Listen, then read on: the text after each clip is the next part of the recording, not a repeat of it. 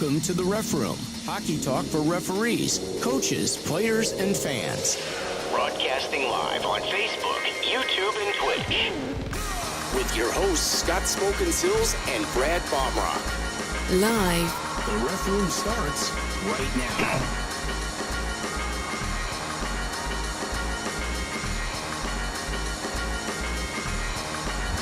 And now your host.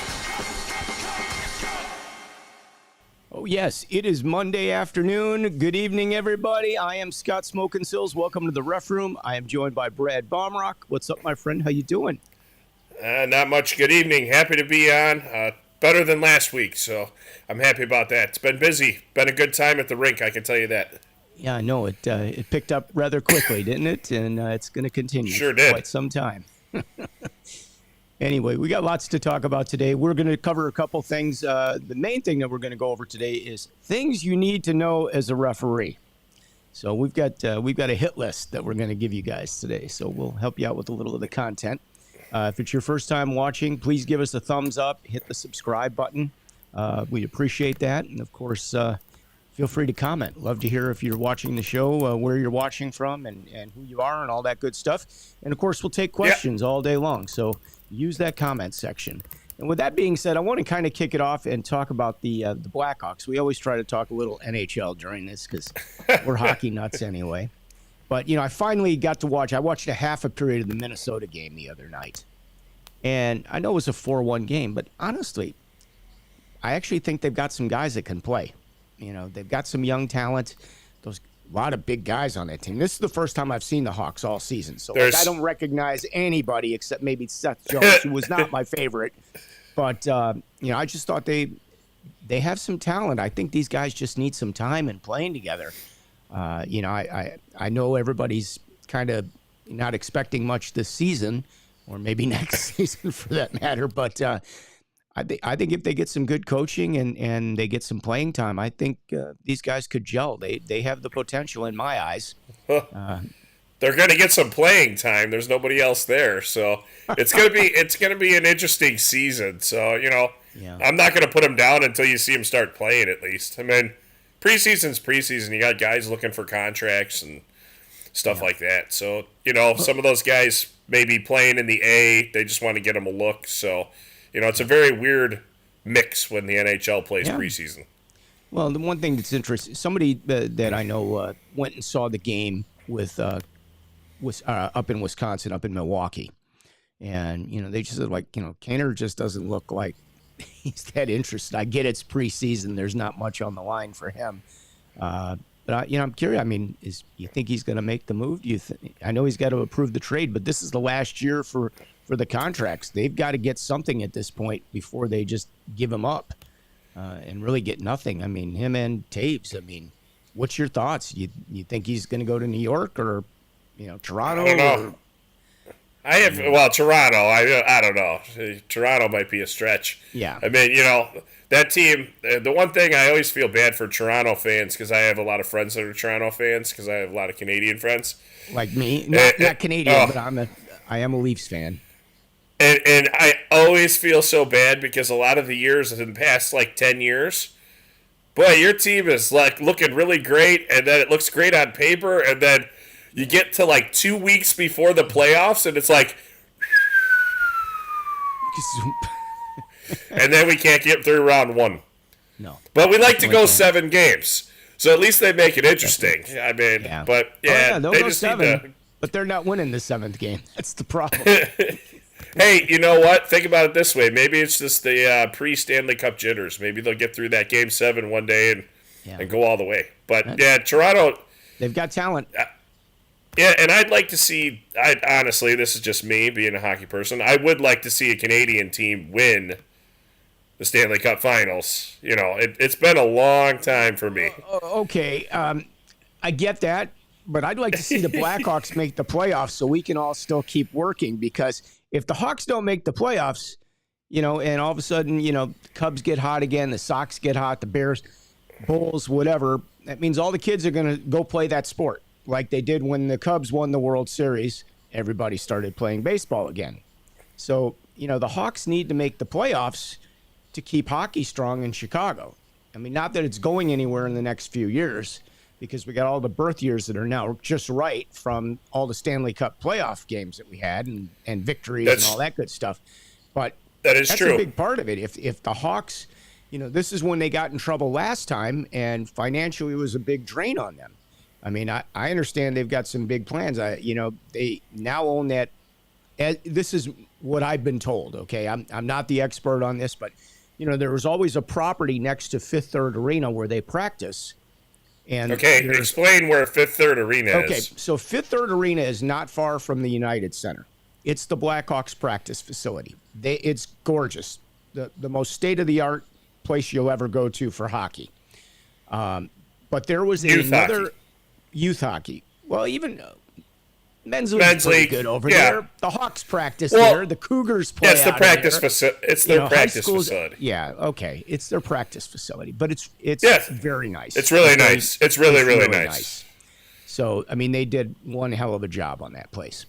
So next door, there's another piece of property that I believe Rush Medical owned, or the university owned, that they were supposed to put up a multi-million-dollar project for training. I think it's is it 5 acres of property? Don't quote me. I don't know. I know what you're talking about. It's a big, large block of property, but they had 5 years to come in and make that happen, and they did not make it happen. And my understanding is the Blackhawks have acquired that property. With that being said, there has been talk that there may be 1 or 2 more sheets of ice put on that property, which means Fifth Third would now be 3 or 4 sheets of ice. I realize parking going to be a problem. I was going to say, how about some parking? But they could build. That's a big spot. A garage like the university, the college is right across the street from there, and they have a multi-level garage, and that's probably what they need. I mean, they have a lot. They have a lot kitty corner that's extra parking for people on the weekends that they use. But they also use that for Hawks, Bulls, concerts, whatever's there. Right. So it's not really exclusive for Fifth Third. Fifth Third needs it, especially if they go to 3 or 4 sheets, they're going to need a lot more parking. But these are all things that are going to be important, because remember, when the Hawks went down the road the wrong way many, many years ago, I mean, it was a major drain on. You mean when I was a kid? Yeah, it was a major drain on Wirtz and the other family business, like the liquor business and everything else. So, the Hawks need to kind of turn it around. And, Rocky did a great job when he came on board and made all the changes. And now, Rocky is, I don't know if he's partially out of it, I'm guessing. He's got other people that are running the day-to-day operations and things of that nature. I don't know. But, no clue. We need to see some productivity out of the Hawks, because they need to make the playoffs. We need that hockey to stay strong here. That's my point, I guess. I agree with you. Wow. So we wasted about 8 minutes of our lives with that whole thing there. No, I'm just kidding. All right. Well, I'm passionate about my hockey. What can I say? Yeah, no, I'm with you. So. Let's continue, because we've got a lot of stuff we want to talk about today as far as refereeing goes, and things that referees should know or be aware of. So I'll let you kick it off. You pick something you want everybody to know first, and we can kind of bounce back and forth. And all the people that are watching, please chime in. Yeah, I think one of the big things is how to communicate with your partner when you're clearly not seeing eye to eye.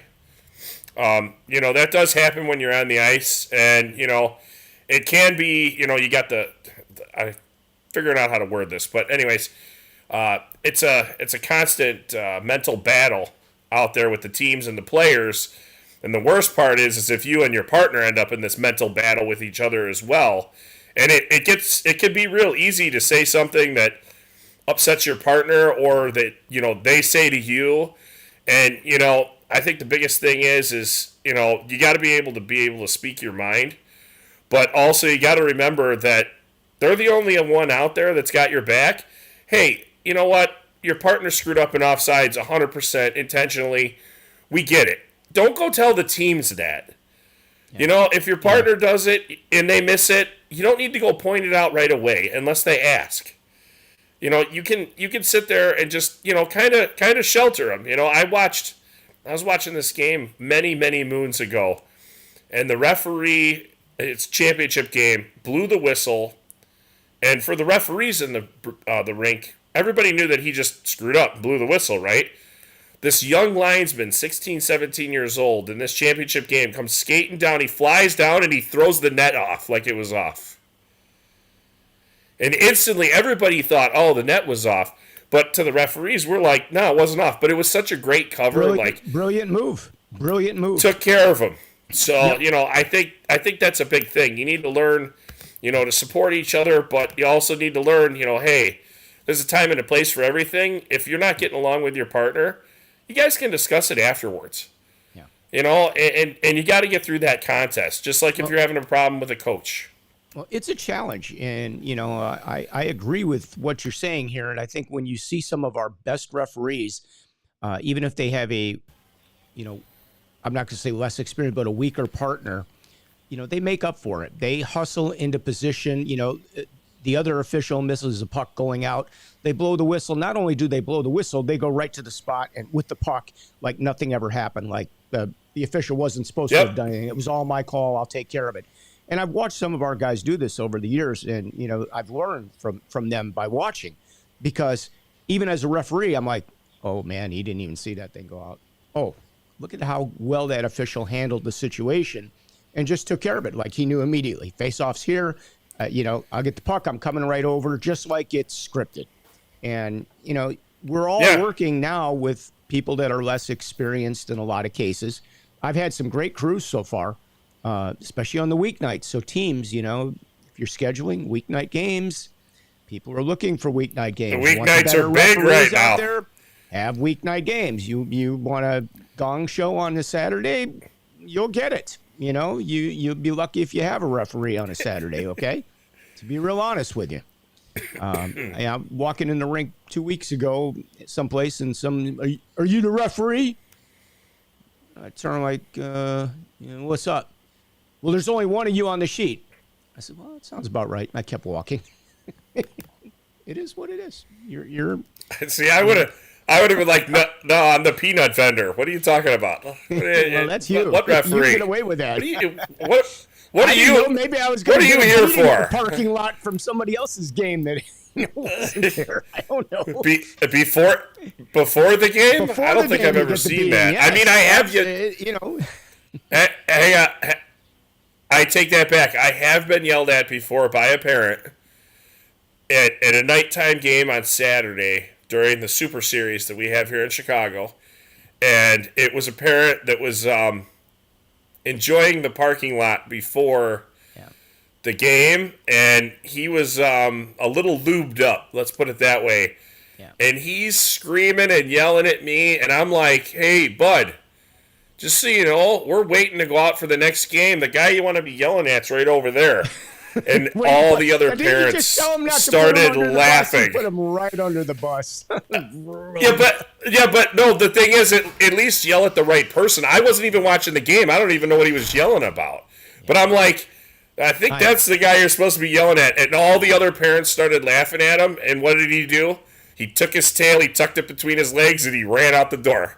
So, I mean, I'll never. That was a long time ago, though. I was like, really, bud? I think the referees you want to talk to are out there. Yeah. I couldn't believe it, though. I was like, okay, like, you don't even know? Like, are you seeing 8 of us? Like, I don't know. Well, it was weird. That is something that has changed. I could say when I was growing up, the parents didn't have the tailgate thing going on all day in the parking lot. They didn't come to tailgate.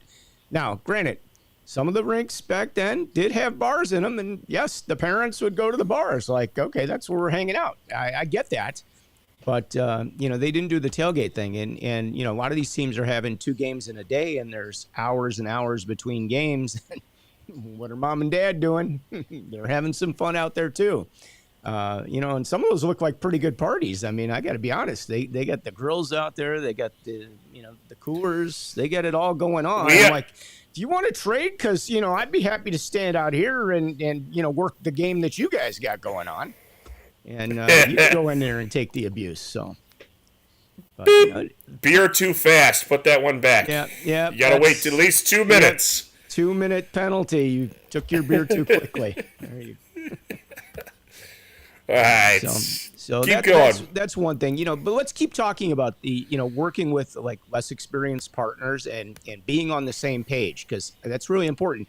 The other thing I notice from some partners nowadays, newer partners especially, if you're working like in a 3-man or a 4-man, they are not paying attention to their partner. They are oblivious to what their partner is doing and where their partner is and any kind of communication.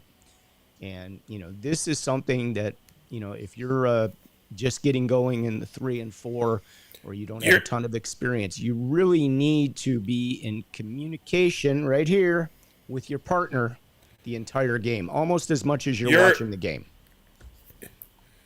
I can't talk. You are referencing the nonverbal cues. Yes. That's what you're referencing when you're looking at your partner and they're and the play's coming at them and their eyeballs look as big as dish saucers or a deer in the middle of the night, when you drive past it and you're like, I probably should cover for them. Yes. Yeah. So that kind of thing. I gotcha. Yeah. You're because the problem comes in, you're going to go down and you're going to cover for them because they look like they're the deer in the headlights. And then they decide they're still going to go do, and now you're out of position and nothing good can come from this. So, give up the line when the time is appropriate. I know some of you guys all think, oh, I'm a tough guy, I'm going to stand it out here. But you're not doing anybody a service, okay? Because you're screwing your partner, you're screwing the team, you're screwing everybody. Like, just get out of there and take the switch, and watch the hand signals, and you're still responsible for your line. Your line is still your line, okay? So here's something you need to know. Your line is still your line. But with a hand signal, it becomes somebody else's line until there's a hand signal that says, it's my line again. And a lot of guys don't get that and don't use it. So my line, your line. Well, hey, Scott, the one thing you got to remember, if you're giving up your line, make sure your partner's looking at you. Yeah. Because you might have a problem there. Right. You gotta make sure that they're gonna be at least close, because if they're laying down on the ice at the far dots, I don't think they're getting there. If they got to be there in 10 seconds, you're gonna have to figure it out, unfortunately. Yeah, so that's definitely something that you guys should know. So the next thing I think we should cover when to write an incident report. How's that? So hang on now. So you're not talking about the USA Hockey Incident Reports. I'm not talking about like you booted a guy out of a game and you have to do a game report. There is a thing called an incident report. And if you look at I don't know how the rest of the world operates. Scott, let's say when you should notify your locals. Either the assigner, your affiliate, whoever you're supposed to notify. Now go ahead, because that way we're at least speaking on everybody's terms. Yeah, that's true. But, like if you're working in the Chicagoland area like we do, if you go back to your schedule, when you see your game, there are 2 little boxes. One is red, one is yellow. One is a game report, one is an incident report. The game report now clicks and takes you to USA Hockey because that's where we report, which is where the rest of the country reports. But we do have a spot for an incident report. Yep.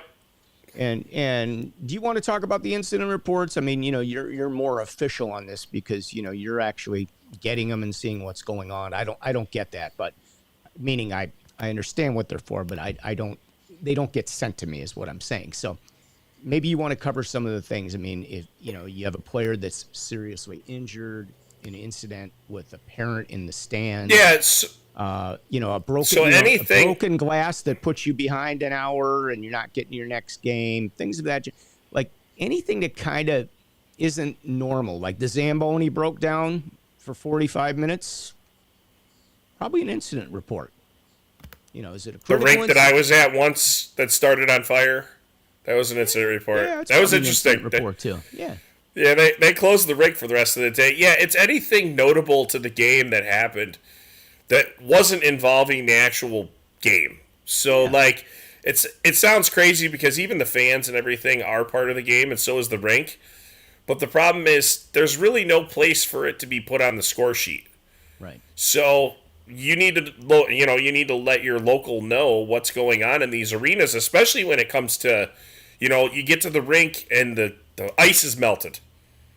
Well, guess what? If there's 10 more games there that day, it's probably not going to be a sheet of ice by the end of the day.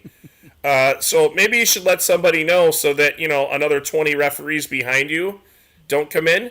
And not only that, if there's other games in the area, oh my God, they're free. They're not doing anything. Maybe they can pick up something that somebody's not being able to pick up. Exactly. At that point. So yeah, like incident reports are incident reports, but notifying your local is how I would term it paramedics for are everybody else. called. Yep. Incident in the stands. Incident off the ice. Anything that really isn't like normal at a hockey game. Fan has a heart attack. Referee gives him CPR. That's definitely an incident report. That was our good friend, though. So hats off to him always. Get kudos for that. But yeah, so yeah, that sort of thing. So I think everybody should be aware of that. All right, what do you got next? Speaking with scorekeepers and timekeepers. Okay, the big thing is it doesn't matter who's in that box, who won, who lost. Don't say anything degrading about either team or the teams coming out afterwards. Okay, referees accidentally stick their foots in their mouths, and that's harder to deal with than messing up the rules. Yeah. So, go out there, if somebody says, oh, well, this team's a bunch of jerks. Oh, I heard that. Don't fuel it. Just say okay. And if you're having problems with a scorekeeper or a timekeeper, go to the home team bench. They're more than likely going to be their team affiliates, right, or parents, however you want to place it. Keep in mind, okay, so we have professional scorekeepers and we have volunteer, like parent scorekeepers. But either way, they're a minor official for the game. They're working with you, but they're kind of working for you to help you through the game. Like it's, without them, you're not leaving. They should be non-biased. So if you have the parent back there that the minute you call a penalty on little Johnny, the parent loses his mind because little Johnny belongs to Big Johnny, probably time to send him off to another part of the building and get somebody else in that area. You know what, Scott? I'll say something very interesting. I had a game over the weekend, and one of the scorekeepers / timekeepers, I don't know which one he was doing at that time, his son was ejected from the game, and he couldn't have been nicer afterwards. Hands down, like he couldn't have been nicer. Like, didn't say anything, and then one of the other dads is like, "Did you know that that's his kid that got thrown out?" I'm like, "No." I go, he did his job. Thanks. I commend him. So you know what?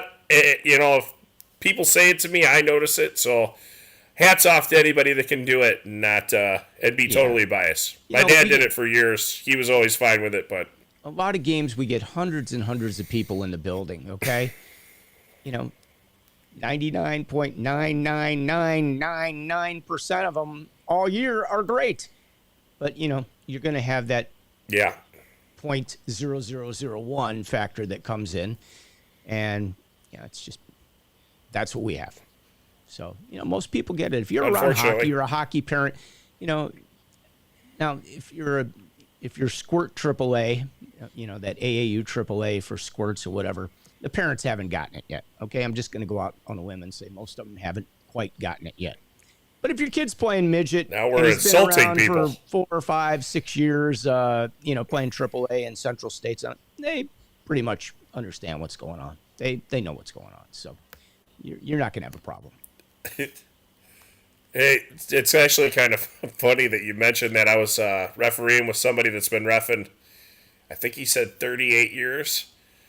And he refereed a guy's grandkid that he refereed or something like that, the other day. Yeah, like he was out there helping with a youth game. And, it's like 8-year-olds or 9-year-olds. And it was this guy's the guy knew exactly who he was. He came up and he's like, "Hey, how's it going? This is my son. And this is his son." And he's like, "Have I been refereeing that long?" Yes. So yeah, I'm totally with you though that the people that have been around the rink a long time, they get it, Yeah.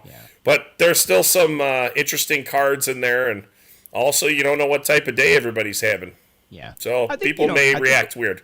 I think a lot of people now, I mean, even a lot of the parents will thank you for just being there and coming out. I mean, I think a lot of them truly now appreciate it, especially if you do a good job for them and you've called a nice game for them. They're pretty appreciative because they know that, the other side of the coin is, not having anybody there, which happens, or having one person or having, a couple less experienced officials in the building that are, kind of getting their feet wet, and that's just the reality of things. It's where we are, folks. So,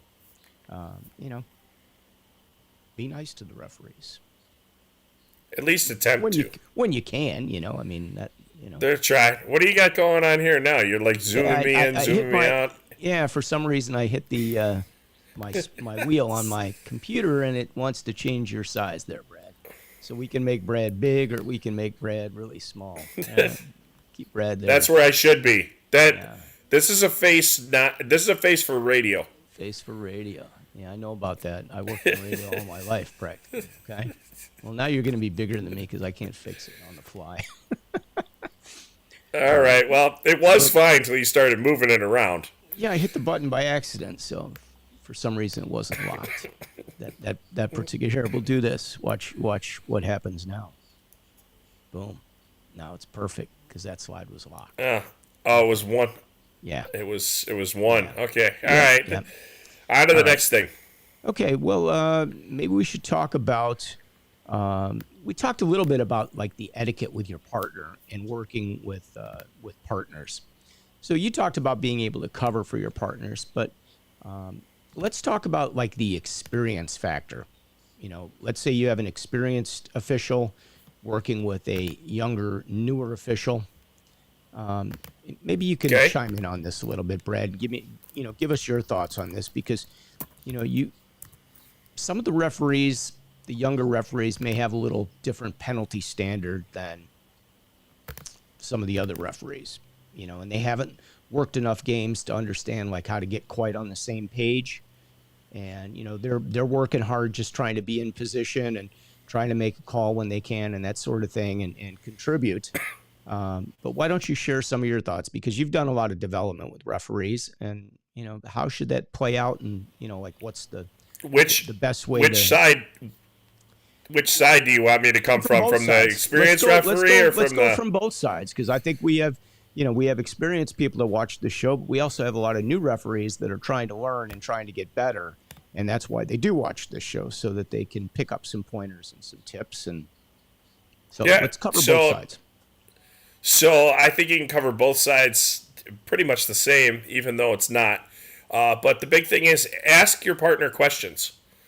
And I know that sounds crazy, so I'll explain it from both sides. So is the referee that's been around longer, maybe you've made these calls, maybe you've done stuff like this, and, you can ask your partner, hey, I know you had this, I understand, but what did you see? And then when they tell you, oh, well, I saw this and this and this, and then, you notice that, okay, yeah, the stick was on the player, but you noticed that the player toe picked, and they fell down. It wasn't actually the stick because it was a feeler at that point. It wasn't, it might be parallel to the ice, but it's still a feeler. It's not obstructing any movement or anything like that. And as a senior referee, you just catch on to these things. And once they explain it to you, you could then go back to them and go, well, did you see them toe pick? And they're like, oh, is that what that was?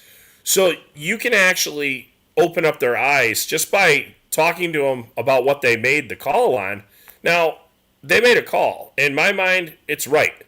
Whether or not you're right or wrong, you still made that call. So I know that sounds crazy. It's still right in that game because we've already made it. It's already over. You can't belittle them. And then from the other side is the newer referee. If your partner makes a call and you're like, I don't understand that at all. Like, where is he getting this? Where is it coming out of the rule book? Sorry that I'm saying he, but, ask. Say, hey, I noticed, like a big one would be like, if you have an altercation and a guy swings his stick and the guy calls a 2 in a game misconduct. Like, until I had it happen once in a game, honestly, I'll be the first one to admit, I had no clue that penalty even existed. And it was like my 5th, 6th year refereeing, and it was one of the senior referees that had been around forever. Derek, bless his heart, he's moved away. I think he's in Arizona now. But, he had it happen, and he sat down with me. It was probably a good 20 minutes after the game, and he explained when you would call 2 and 10, when you would call 5 in a game, and when you would call a match. And, that's the best thing about refereeing. We'll explain it to you. We don't mind. You just got to ask. If not, I'm going to think that you know what's going on. Yeah. That's a big thing. And then, you always got to, both of you, if you don't understand why the other one had something, it may not have to be discussed that minute. It can be discussed afterwards. You talk between hey, for a minute, we had this happen, like, during a stoppage if you have a timeout. You can talk, it's amazing. You can talk, like, when you're handing a puck off for an icing. Yep. It doesn't take that long. But, the other big thing from the senior official side is try not to be too harsh.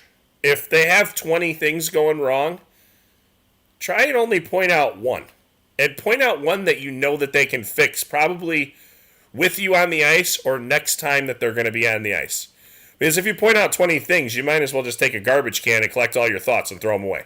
Yeah. Because you're giving them too much, it's an overload, and it's done. Yep. Yeah. Correct the things that can most improve that's the game what I would say. as quickly as possible, I guess. That would be a good way of putting it. Yeah, that's an excellent. For example, no, the it's an guy's excellent not near point. the I'm with you line 100%. and he's missing the offsides calls. Get him to the line. Like, get him to the line. Things will get better. Yeah. Something like that. So. Here's one thing I'll give to the least experienced referees, lesser experienced, however you want to phrase it. When your partner's bringing down a puck for a face-off on an icing, they got to skate all the way down the ice, right? Don't stand on top of the dot. You have all that spot between the dot and the players that are going to line up behind you. Stand over by the ones that are going to line up behind you. Give your partner that space to skate through. Yep. So they're not having to dodge through all these people, including you. Yep. Like, I know it sounds crazy, but, I'll work with somebody new and they got their hand in the dot, right? So now it's in the dot. I'm not going to skate through the dot. Yeah. And they're standing on top of the 2 centers that are already standing there.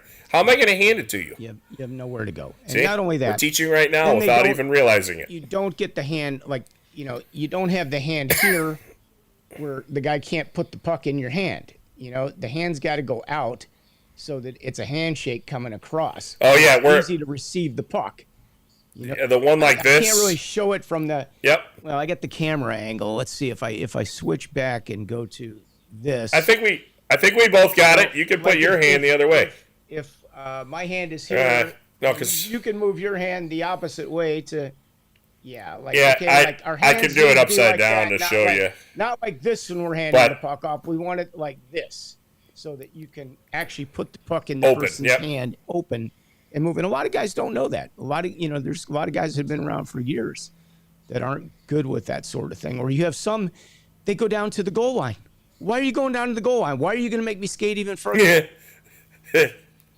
If you can do that, you can come to the top of the circle and cut my skate down a little bit.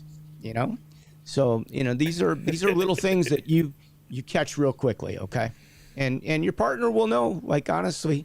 Yeah. You work with somebody that knows and you're not doing like it's supposed to, it's noticeable. They know. So, one of those especially things. when you drop one. Yeah.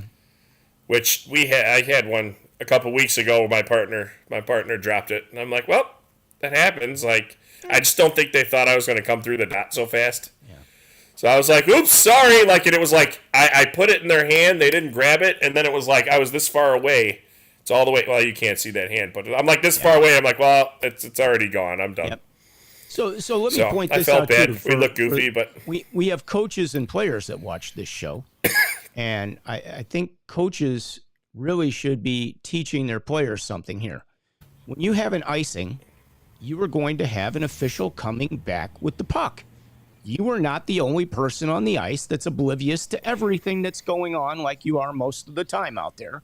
Not the official, but I had I think I mentioned this. I had a few years back, I had a midget state game or something going on, and I had my partner bringing back a puck, and he's a very good skater, and he was moving at a very high rate of speed, and he got almost down by the circle, and somebody just decided to go right in front of him, and it was ugly. He was lucky he didn't lose a couple teeth. He was bleeding. I will tell you, he was bleeding.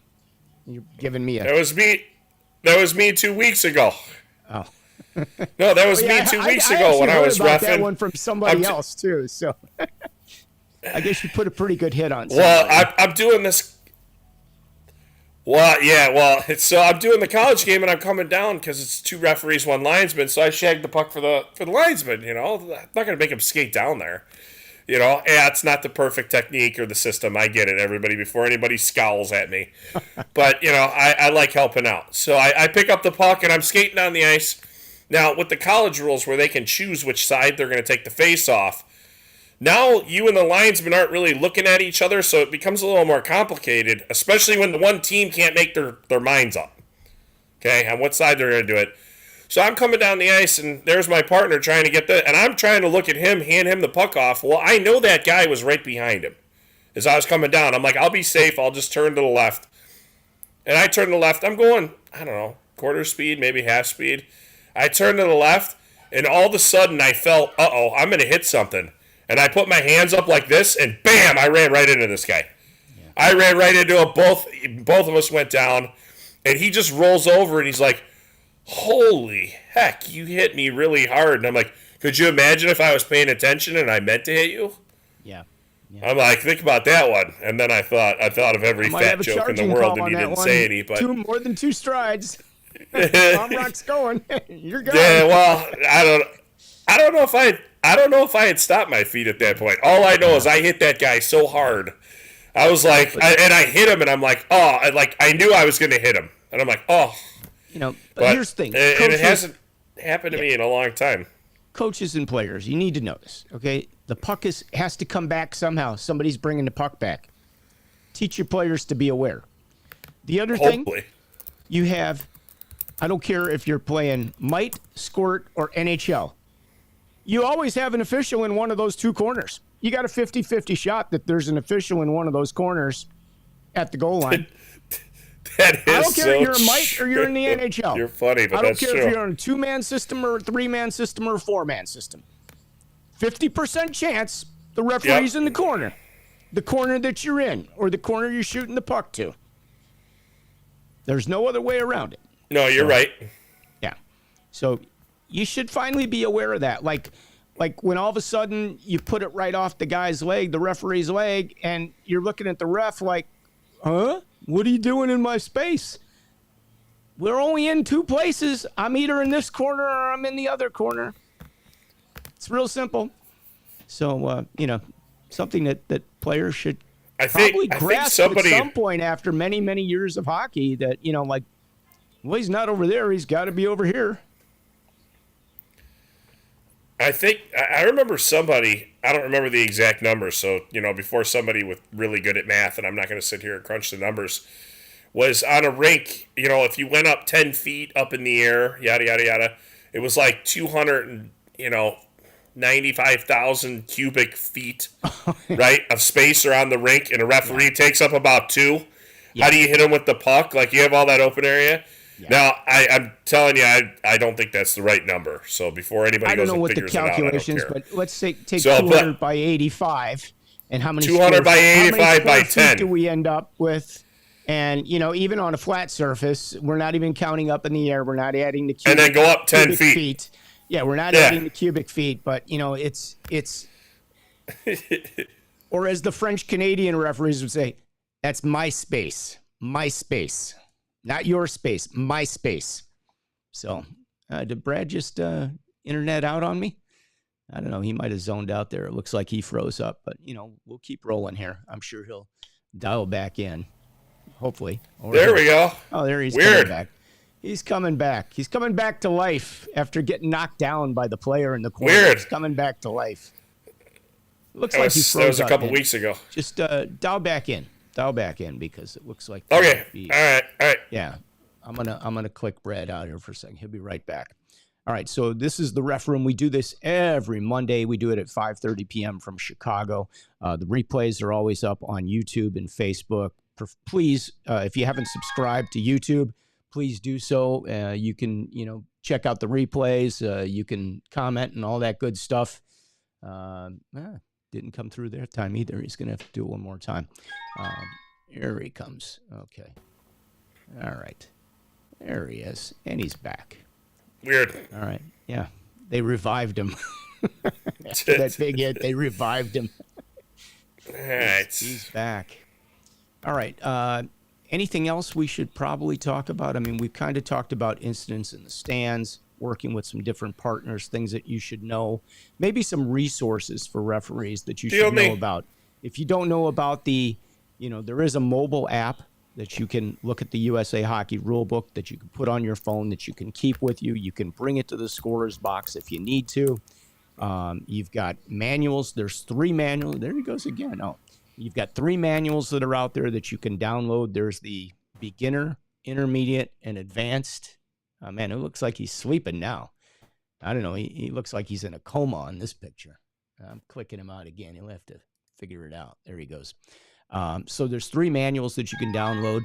And as you develop and grow in, the referee community and working the higher level games and things of that nature, you'll also, want to know those manuals very well, because a lot of the situations and way things are done are kind of taught as you advance from beginner to intermediate to advanced officiating with those manuals. Of course, the casebook is thick. It's about like that, with 640 rules, and you're going to need to know them. Brad, I don't know what's up with your internet, buddy.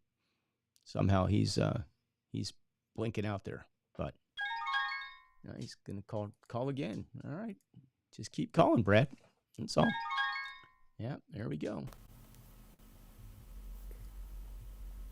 All right. Hopefully I'm not sleeping this time. Yeah, exactly. And you look like you were zoned out, like we just put you to sleep with this conversation. So you went through the manuals, right? Yeah, talked about the manuals, which is, a valuable resource. Do you have any other resources that you recommend for referees? So, yeah, like when you do all your modules, you only have to do so many for each section in order to be complete. But there are some good modules in there that you should definitely take a look at if you want to learn some different stuff. And then online, actually, USA Hockey does have a bunch of videos archived. From all kinds of things, like even the symposiums. We used a couple in one of our seminars that we had that I forgot that they even existed. And they were so good, I was like, wow, this is really good. So, and on top of that, USA does have their week or monthly officiating program. I think they're doing it monthly now. It was every week during COVID, then it went to bi-weekly, and I think it's monthly now. Well, I like that newsletter that they send out monthly. I think it's called Stripes or something like that. And they usually have some interesting questions. Yeah, the digital Stripes. The questions are sent in by parents, coaches, players, things of that nature, and then they're addressed. And I find that to be very valuable. And, here's a little tip. If you're studying for your tests during the, next season or this year, if you haven't finished or whatever, a lot of that information is very valuable. A lot of that stuff comes into play, within your modules, within your tests, and it's certainly going to come into play when you're on the ice. So I think that's, some great information that you may want to, read every month. I think that's a really good resource. I think we've got a couple coaches that we're going to be having if on anything, the show in the near future too. And, if you have some questions for them about some of this stuff, we'll be able to put it out there to them. Yeah. And you know what? I think the magazine, the Stripes, it used to be a physical magazine. Now it's a digital, but I get that. I read that always when we would get it. And you know what? Even just to start learning some of the names, because you do hear a lot of the same names over and over again, and you'll hear it through the locker rooms and stuff like that. At least then you can go, oh, yeah, that's so-and-so. Or, oh, yeah, that's so-and-so.